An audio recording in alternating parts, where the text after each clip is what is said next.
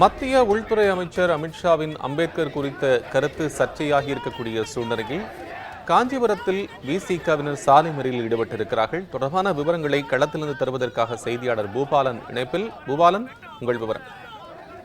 கண்டிப்பாக கோபால், நாடாளுமன்றத்தில் கடந்த கூட்டத்தொடரின் போது அம்பேத்கரை உள்துறை அமைச்சர் அமித்ஷா இழிவுபடுத்தி பேசியதாக நாடு முழுவதும் பல்வேறு கட்சியினர் ஆர்ப்பாட்டத்தினை அறிவித்து அதற்கான ஆர்ப்பாட்டத்திலும் ஈடுபட்டு வருகின்றனர்.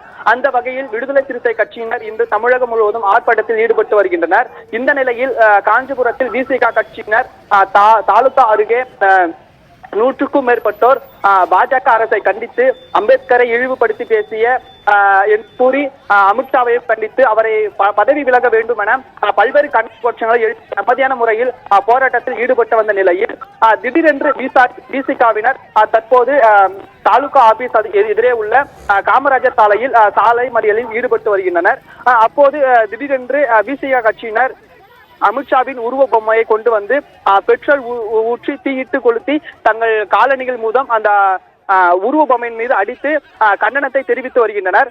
அப்போது அவர்களை தடுக்க முற்பட்ட காவல்துறையினரும் விசிகவினருக்கும் இடையே தள்ளுமுள்ளு ஏற்பட்டு நிலையில் காவல்துறையினர் வலுக்கட்டாயமாக தண்ணீர் ஊற்றி அந்த பொம்மையின் தீயில் அணைச்சு அந்த பொம்மையினை சாலையிலிருந்து அப்புறப்படுத்தினர். திடீர் சாலை மறியினால் அப்பகுதியிலேயே கடும் போக்குவரத்து பாதிக்கப்பட்டிருந்தாலும் கூட இந்த திடீரென்று தீயிட்டு கொளுத்திய சம்பவத்தினால் அப்பகுதியிலே பெரும் பரபரப்பு ஏற்படுத்தி வருகிறது. கோபால்,